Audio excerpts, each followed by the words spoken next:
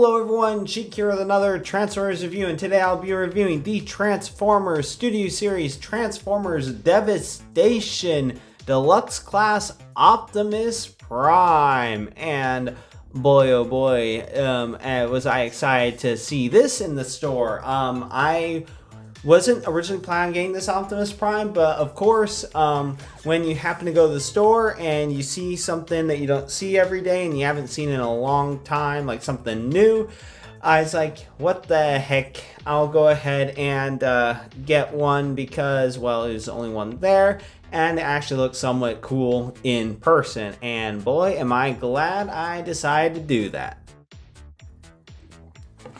So this little Optimus Prime is, well, little, he's deluxe class, and I think he is probably one of the best deluxe class Optimus Primes I have seen, well, probably ever, especially of the, well, it's not quite G1, it's more of Transformers Devastation Optimus Prime. Based on the cell shading, and apparently he's supposed, the reason why he's deluxe instead of Voyager or Leader is that he's supposed to apparently go into scale with the Devastator that they're doing. So if that's the case, I definitely look forward to it because I am getting that Devastator at some point. He does come with this Energon axe. I will say the motion part, I have mixed feelings about it. I wouldn't mind the static one, but at the same time, the whoosh doesn't look too bad. At least if you were to say maybe make some color variations to it, so it doesn't look solid yellow like a rough slice of cheese or something. But it's still nice. I mean, I like the cell shading on the windshield. The colors are pretty flat, no silver for the smokestacks, just a light gray plastic. They come separate in with the battle axe, and he definitely feels, he doesn't feel cheap. He feels very well, like there's like almost no rattling when I shake him. The only rattling is from the wheels, which are all pinned in by the way. His transformation is pretty simple. I was able to figure it out without the instructions, although I did verify to make sure I was doing everything correctly. One thing I think is really cool that I found out just by doing it and not even looking at the instructions, he does have a little matrix of leadership. I think that's so cool, although I will admit it's the same gray plastic. And to get it out, it says to press down on the side, pretty much just to get it popped out. And there is some molded in detail for the matrix chamber, which I think is pretty cool. The matrix itself, like I said, is just done in gray plastic, but it's a detail that they didn't even have to include.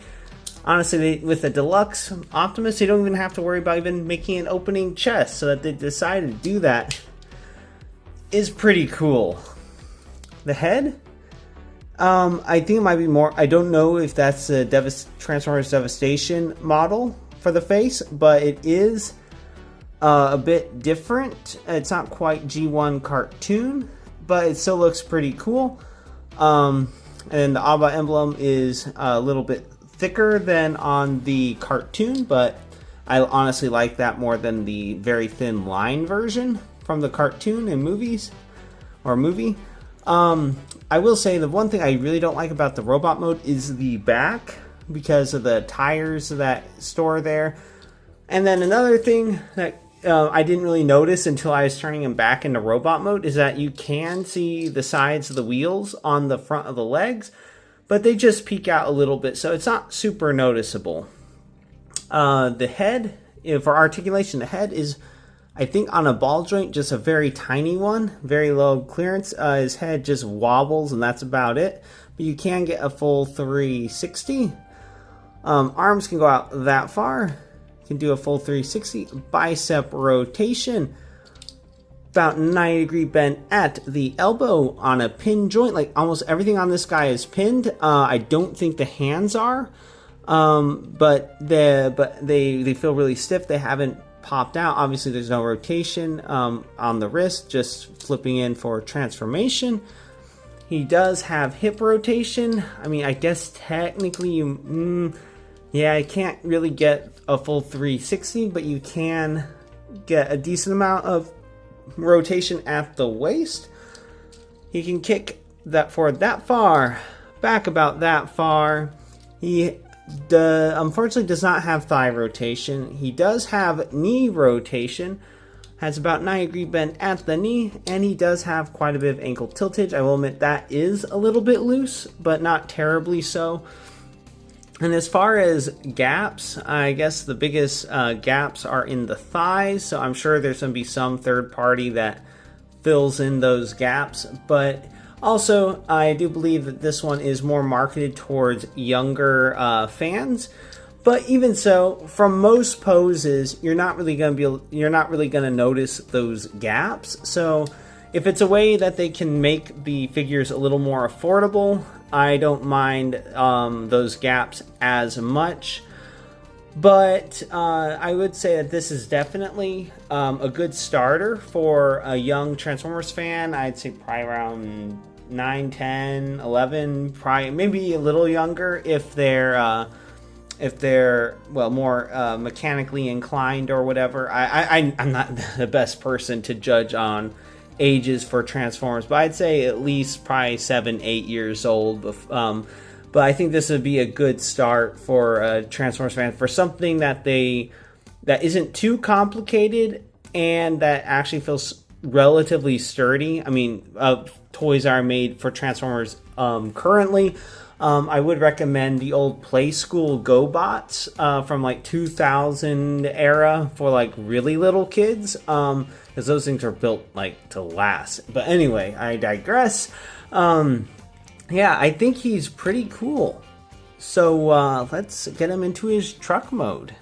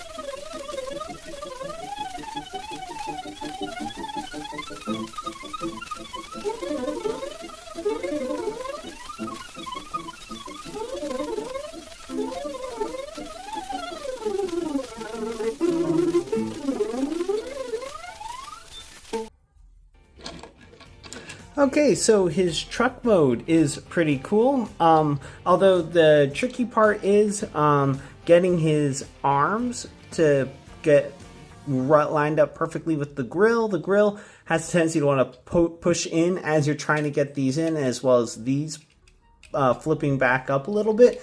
So you kind of have to pull it down and then push it in. But it is a pretty decent truck mode with a really big trailer hitch. So I don't know if there's plans to make a trailer for him at some point, or if that's just there so you can maybe use one of your various Optimus Prime trailers that might be lying around somewhere. Weapon storage. He does have a little slot on his leg, so you can tab that in like that. And you have a whooshing Energon axe on the back of Optimus Prime. I will say the most glaring things about the truck mode is this little gap right here on the front with the bumper and the grill. Looks almost like a weird tooth, like a toothy grin almost.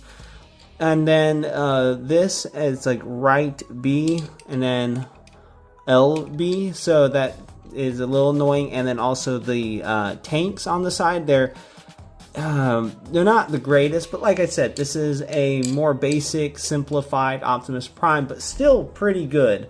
And then of course the back, the feet, they're not so flush. It looks a little odd, but it's not the worst Optimus Prime that I've seen. I think Rise of the Beast is pretty bad. But yeah, this is pretty good.